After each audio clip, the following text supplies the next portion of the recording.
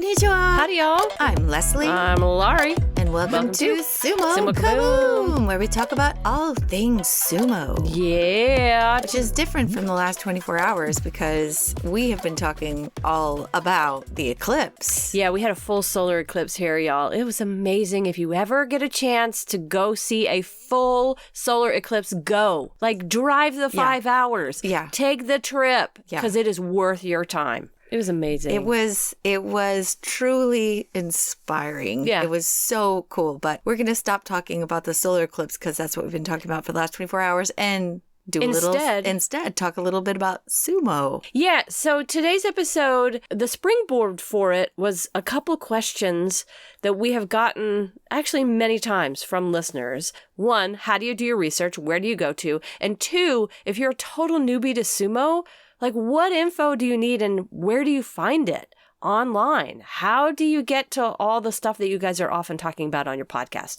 So that's what I'm going to cover today. Mm-hmm. And I am going to break down one of my favorite shows on YouTube, which is Sumo Food by the Futogoyama stable. I'm going to just break down kind of what I love about the documentary series. It's kind of daily or every other day, but I'm going to tell you a little bit about it and how I've learned a lot about sumo by watching it. It's kind of a sumo media podcast. Yeah, exactly. Yeah. And before we launch into it, I just want to send out a call for everyone to send us your information where you get your sumo and who your favorite sumo people are that are on Twitter or wherever they are, because we hopefully next week or the week after are going to try to do an episode on ultimate sumo fans, who they are and how they get so close to the action. So either send us recommendations or give us an introduction if you happen to know people,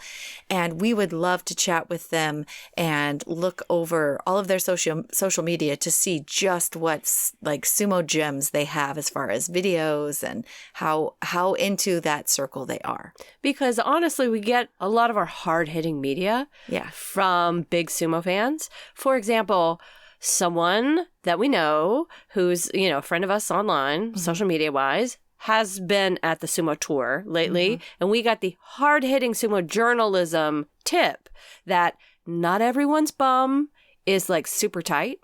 However, Tobizaru and Ura's are. She got up close and personal and she was like, I think you need to know this. Those are pure muscle. And she was sitting like 2 rows behind him at the tour. And so that's she knows. what Sumo Kaboom really cares about at the end of the day. It is. So we do some research via social media. That's the end of that story.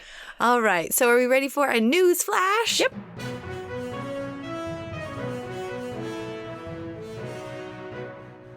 All right. This week, we've got some news. I'll start with just some light stuff, which is Takeru Fuji will have his own parade in his hometown of Goshugawara. I think that's how you say it, Goshugawara in Aomori Prefecture on May 1st, followed by a victory celebration in the evening. So he is being celebrated as the champion that he is, and he will receive the Citizen Honor Award, which is a big deal. And so I think that's kind of cool. I'm excited about him, and he's getting all this great praise, which I love. Now, the next bit of news is like the biggest part of the news, which is, again, this saga about the Miyagano stable going to be like living and combining their forces with Isagahama. So on April 3rd, Hakuho and his wife, dressed in all black, very serious, they and Ishiura, they went to have a meeting with Isagahama Oyakata, and the meeting was about 2 hours long. And afterwards, the press was, of course, there, and Hakuho was interviewed, and he was said, I don't know how to describe it, but I'm trying really hard, and I want to work hard one day at a time. And I think he's talking about how he's going to move into this next phase of moving his entire stable over to the Isagahama stable. So Isagahama then said during this meeting, I think he gave him some advice, and he said, okay, I think the first thing you should do under my tutelage is go on an apology tour. So Hakuho will be or has started going on an apology tour to visit all of the parents of all of the students or his disciples to reassure all of his disciples' parents that they are well taken care of and that he's going to put his best foot forward to be obviously more present, and everything that's happened in the past, it will never, ever, ever happen again. So I thought that was really interesting. He's going on an apology tour and to alleviate their concerns. Exactly. If they're like, wait, so are you going to be around? Like, how's this going to happen? Because they did. They signed over these are young kids. A lot of these kids in these stables don't even go to high school. So they're there at 16 years old. How are they going to be protected? And their parents kind of put all their trust in a guy that has failed, to overlook and the stable and make sure everything is safe for them. So he's going on an apology tour. So that was interesting. The actual wrestler transition happened. All of the wrestlers transferred their belongings somehow on the 7th because they would officially begin. They were trucked over. Yeah. And they would officially begin joint Keiko on the 8th. Which did indeed happen. Now, I read a couple of different things, but this is the only stable that has more than 30 in the rest of all of the other stables. In fact, they're closer to 40, but it somehow mentioned 34, but another article said about 40. So that may count the brand new kids who aren't even on the Bonsuke yet. So that's remarkable. And they are, I think, living together. I mean, it's amazing. But there was another interesting little article that came out from former Komusubi and Mongolian wrestler who we may not know. He's from years past. His name is Kyoko Shuzan. And he said this about Hakuho. And because there's been a lot of questions about how is this going to even work? And people think, oh, maybe he'll just quit and give up. But this guy was like, I don't think you understand. Other kids who come into the sport, maybe with wealth or whatever behind them, they have the option maybe to just peace out if things get really difficult. They might have other options. But when you come from a Mongolian background, even though his parents and his dad was successful, he grew up still not having enough juice, not having enough food on the table because it's a communist country when he was growing up. So he has a different sort of mechanism within himself that will say, I will not give up. No matter what you put in front of me, I will not give up. I'm not planning on giving up. That's how you become a Yokozuna. And that's exactly how you have 45 Yushos. And it is true. And what was really interesting is, of course, he showed up in Mawashi on the 8th. All of the wrestlers, they started 30 minutes earlier. They went for 4.5 hours. He was in there the entire time in his Mawashi, which is not always common that he was there. He's like, look, I'll put on the Mawashi. Isagahama can run the show. I'm here to just show guys how to grab onto the Mawashi. So that he was extremely helpful. And then he stayed into the evening and he answered all the questions, talked to all the wrestlers. And the guys going in were very tight-lipped. Coming out, you could see, and it was reported, it was extremely invigorating for all of them because Isagahama had said the same thing about those wrestlers. Ted Fuji came back for this all hands were on deck for this practice. Everybody was so excited to be able to have these two rooms together. Yeah. And they loved the practice. They said it was hard and it was just everything they wanted. And all the Isagahama guys want the new challenge. And all the Miyagano guys are like, we've got so much to learn from this powerhouse of a stable. At least day one, it's very successful. That's I imagine the poor guy who has to make chanko nabe said that he went to an insane amount of food that he has to make for basically that amount of guys. I hope he has a lot of help. Like 50 guys. I mean, it's nuts. But anyway, it's going to be pretty interesting. We'll see how it holds on, this pressure cooker in week 2 or week 3, but pretty exciting. Yeah, very exciting. Yeah, I heard a quote somewhere from Hakuho after that day of practice where he said, well, that was invigorating. I haven't done that in a while. Exactly. That was great. And then I thought, well, that's probably the problem. If you haven't done that in a while because you've been on tour so often, that's probably the problem. Probably it. But I also hadn't thought about how that is going to affect his wife because an oyakata's wife is often very involved with a stable. Yeah. And, I haven't looked into exactly what she does for that stable, but I'm sure she's there all the time. So it would affect her. I imagine she's going to be second in command to the Isagahama oyakata. I wonder. Yeah, I'd love to. Okami-san. I'd love to know more about that. Yeah. Yeah, how that would work. Interesting. And what each one would do. Exactly. Who knows? Have you seen a photo of Mrs. Isagahama? Yes. I wonder. Yeah, I don't know think anything she's about her. understated just like he is. Oh, really? Yeah. She's perfected the sea cucumber, slightly Yes. bored look as well. I think you just don't notice her. Imagine there's a lot she does behind the I'm scenes. sure there is. They run so much of the show. But yeah, I haven't seen too much about her, but maybe we will.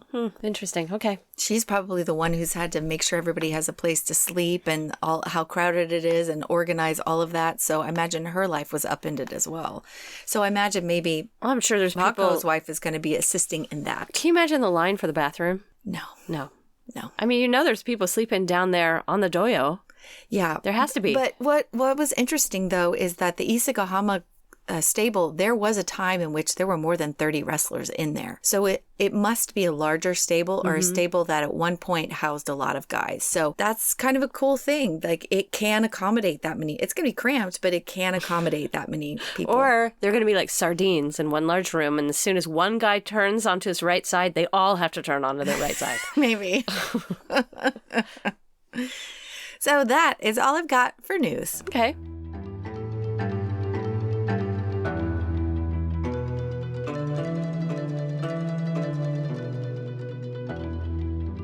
Okay, let's start with the easy stuff, and then we'll sort of get into our personal favorites and where we go for our research. So if you are new to sumo, first of all, welcome.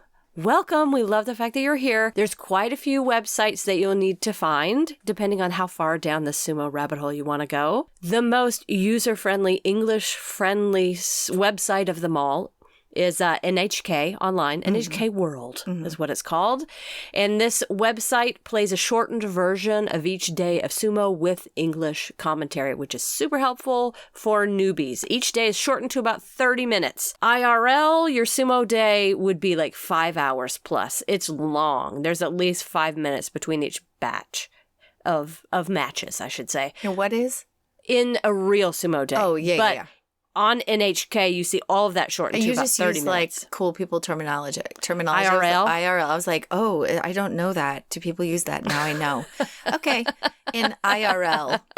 In IRL. In real life. That is right. This is still, to this day, my favorite way to watch sumo. And you get the extra edition of Sumopedia after each day, which I found really helpful when I first started watching. For sure. Plus, I like the commentators. They're great. Yeah, the commentators on NHK are great. Sumopedia is they're educational shorts about sumo. Yeah. Right? About what you're seeing. Just little facts, to just sprinkle in some tidbits of 2-minute education. chunks. So it's very little. It's super, super easy.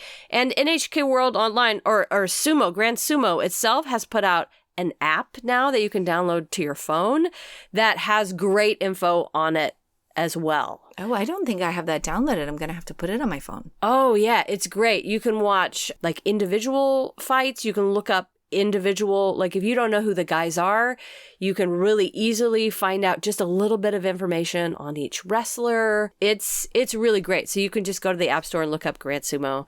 It's on there. So NHK, Grand Sumo.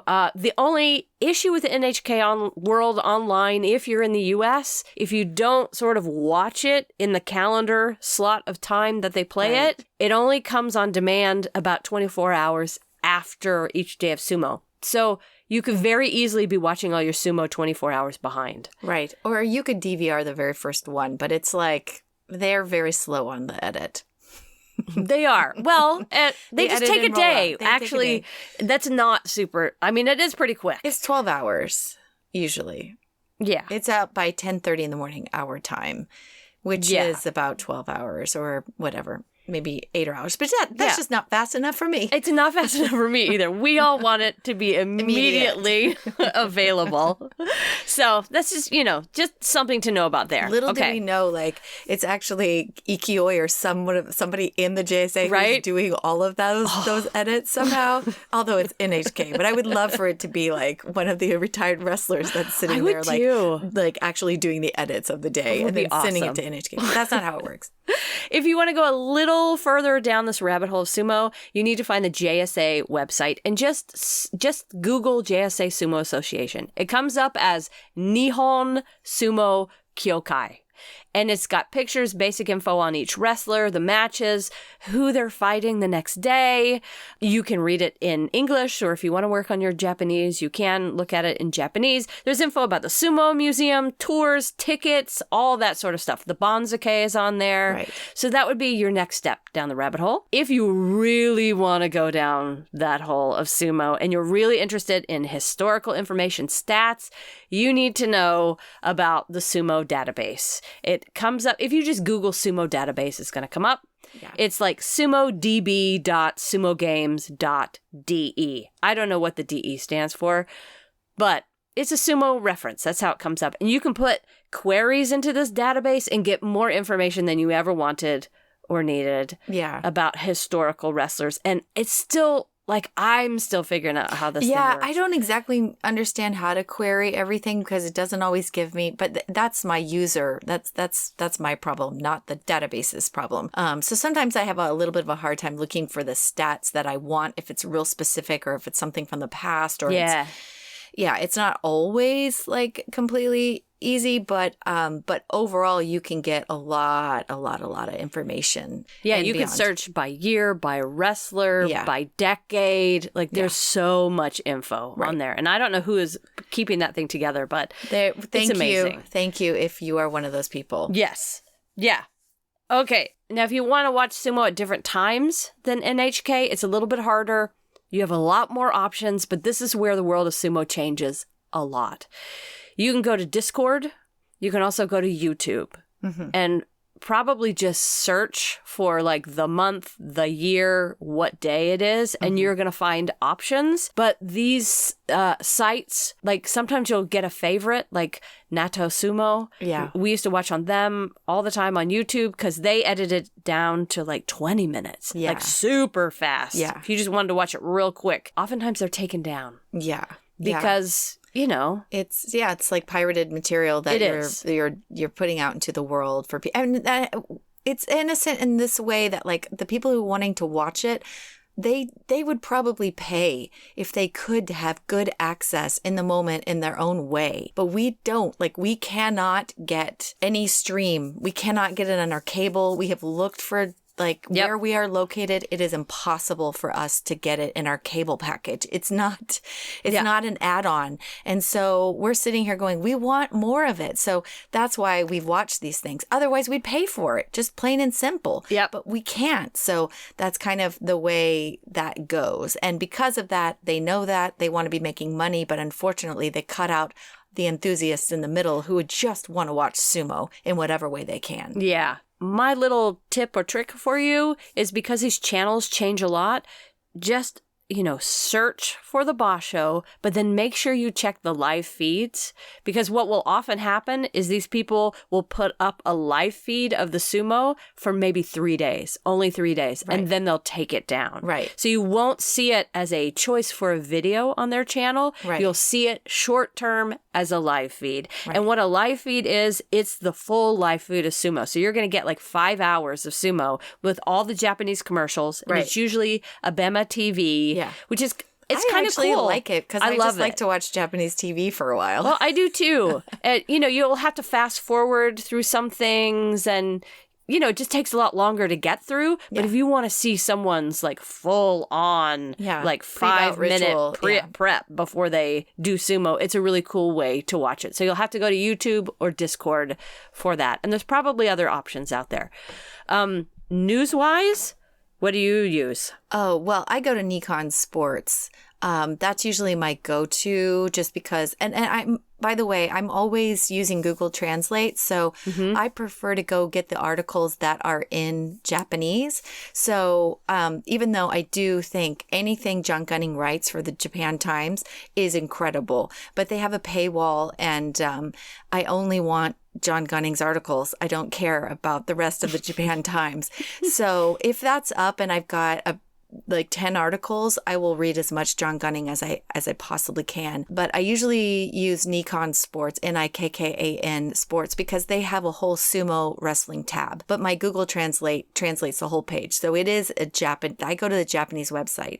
if I'm doing any sort of search for news, sometimes I will copy and paste the kanji and then put it in the search bar, and then it will send me to Japanese sites. And then again, my Google is translating. So English news sources are going to be far behind, and there's going to be hardly any articles. Sometimes you can just translate sumo wrestling news into kanji, put that in, and then it will pop up. It'll generate all the news sources about that subject or of the day. So that's usually how I'm searching for most things, is in Japanese. But I find that Nikon Sports is just the easiest for me to translate from. Those are sort of the overall sites, things that you need to be aware of when you're watching sumo, if you're interested in sumo news. So now let's get to research, how we do our individual research. And I just made a list, and this is in no particular order at all, but these are the places where I tend to find myself going back to again and again for the research that we do.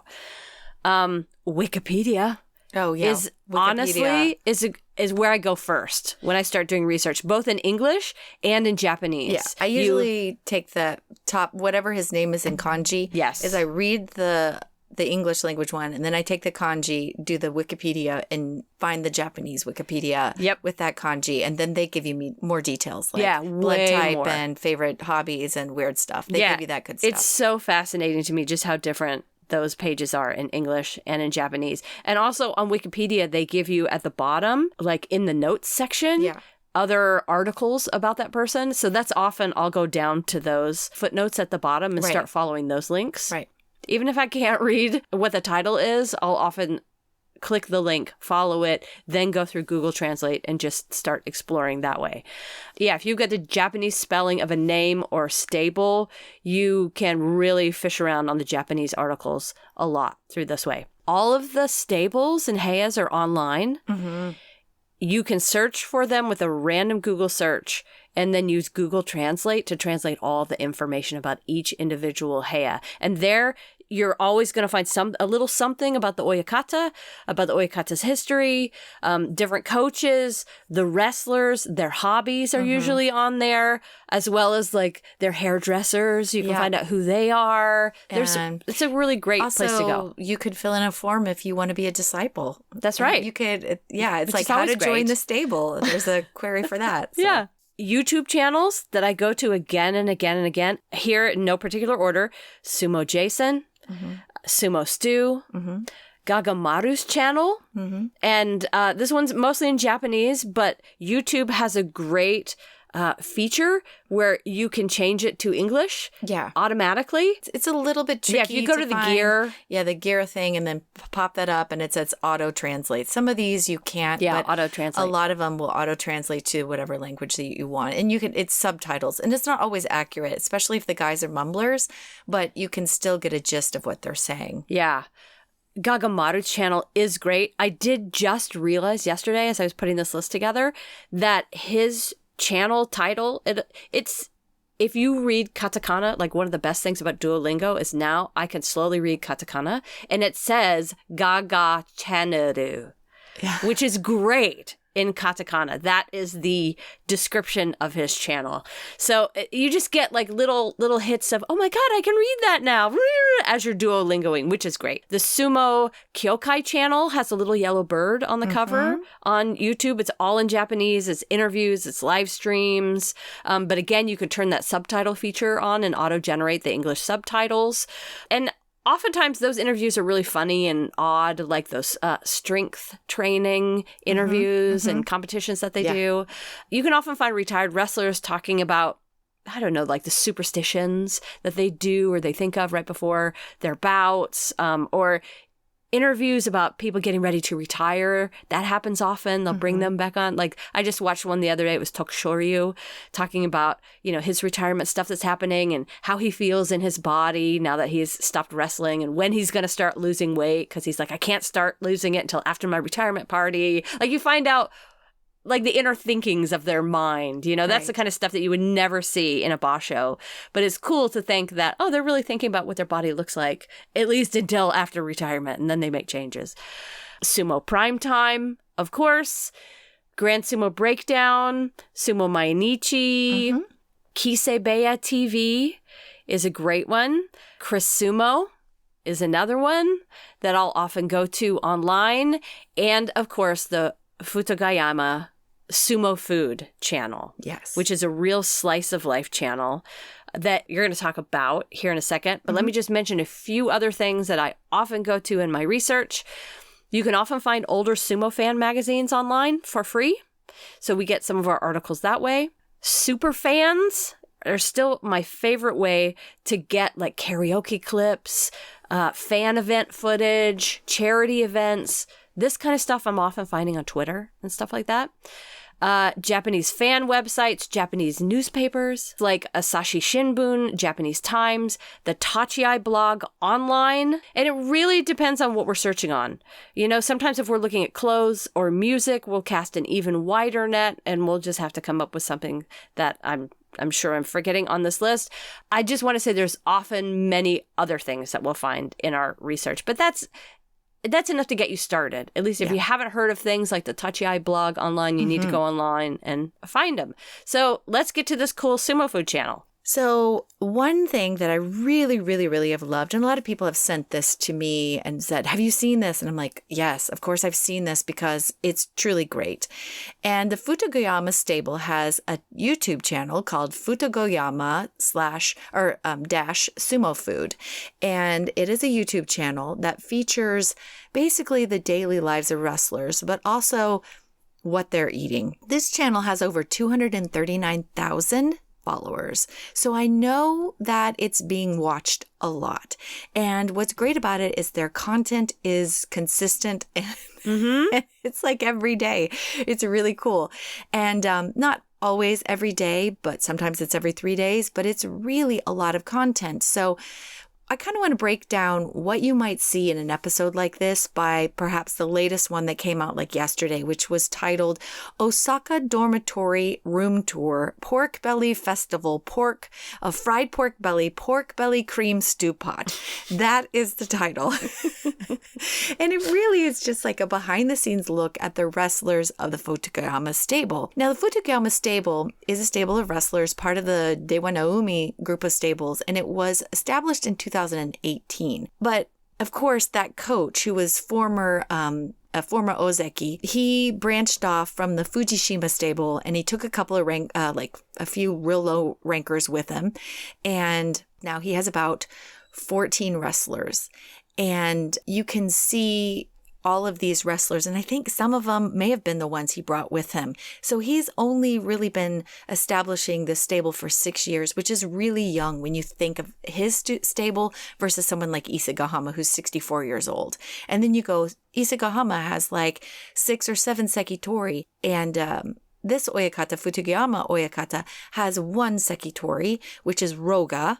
And then he also has another one who is kind of the star of this series, and his name is Nabatame, and he was Makushita 5 and just, I think, got the bump up to Juryo. And what's really, really fun is this guy is this delightfully cheeky kid, about 22 years old. He's a total character. Is he the one with glasses? Yeah. And he looks like a baby. He has these beautiful, like, round cheeks and these beautiful full lips. He is very funny. And I guess the camera people who are outside people, they're documentarians. They're not any wrestlers doing this. Sometimes some footage looks like it's their own footage that they've submitted. Like if they're in a restaurant or something like that, I've seen some close-up footage of looks like camera footage from them. Most of the time it's a documentarian who walks around this whole place all day long and asks these guys questions.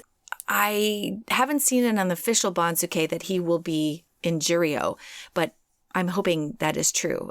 I think it's going to be interesting because Roga in this whole series is very removed, and he is their top dog. He has his own private room and they kind of treat him, he's very revered. He's hardly ever on camera. He'll be on a little bit and they bring him out for when he's eating. He eats at the front of the table with the oyakata. And then this other guy who's about to get the bump up, I think, to Juryo, I don't know as the channel moves forward if they'll remove him in that way, like make him a little bit more distant. Yeah.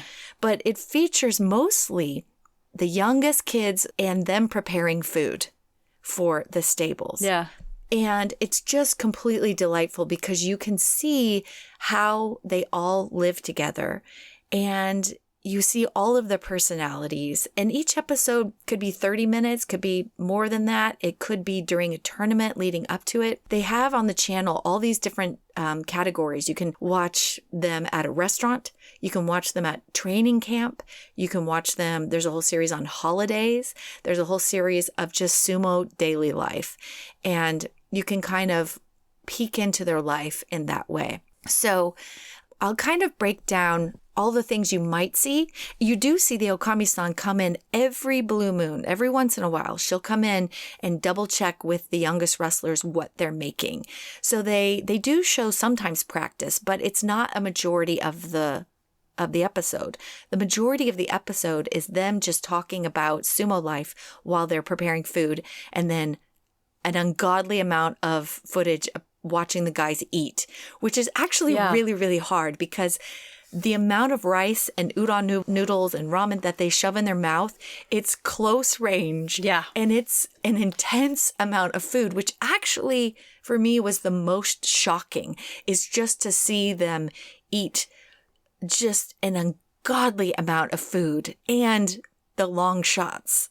Yeah. And the slurping. The slurping. It is solidly, each episode is 10 minutes of them eating. Yeah. But I think that is truly the real peek into how they do the food training. Yeah. You can see a little bit of Keiko. You can see them bust it out, but we've seen that footage before. You never really see them struggle through meals, and you really see these guys, especially if they're new and they're young, the food training. You see the oyakata be like, you can eat more, and that you can just see their eyes be like, oh my God, how can I eat more?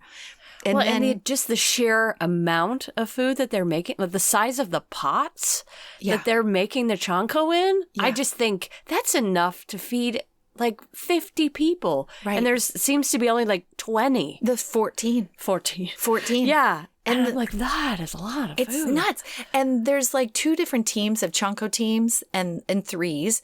And then those are the low ranker guys. And they have learned about 7 hot pot recipes. And then there's other things. And they kind of learn from each other. So the Okami-san isn't in there all the time. The only time I saw the Okami-san who showed up like regular is they had a guest who was like this real handsome former like a Japanese actor who's real handsome. Yeah. And he showed up because this is so Japanese and weird. And I love it. He had kind of given up his actor life to go live in the mountains and shoot boars. And so he had killed a boar.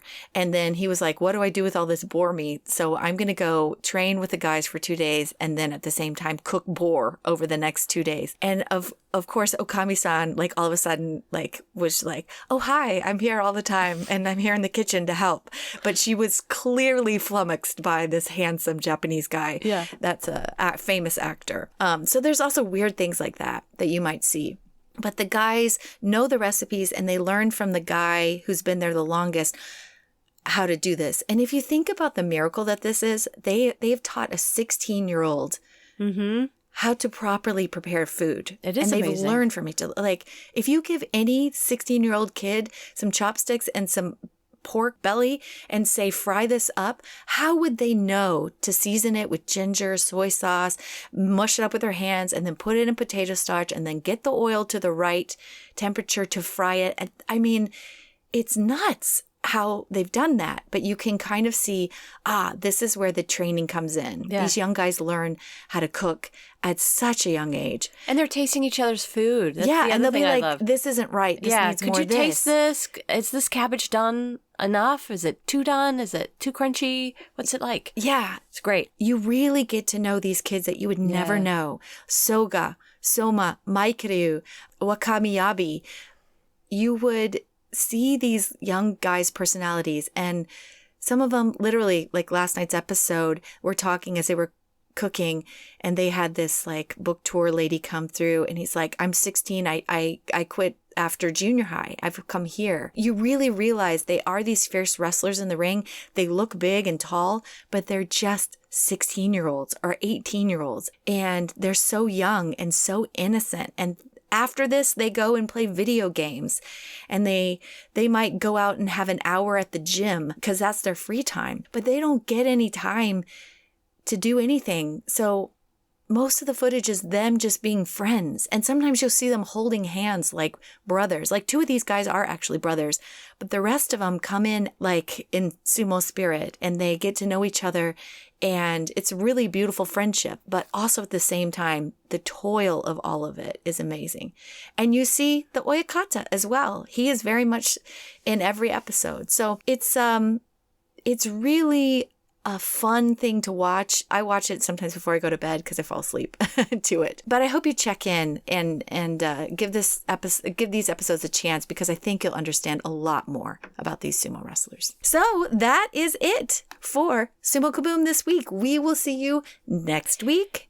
And don't forget to let us know if we've missed some sumo media that you have found and you love. And if you have favorite super fans that you want us to know about, please let us know. You can email us at sumokaboom@gmail.com or drop us a message on Instagram or whatever social media you use. That's right. Until then, I'm Leslie. I'm Laurie. See you later. Bye.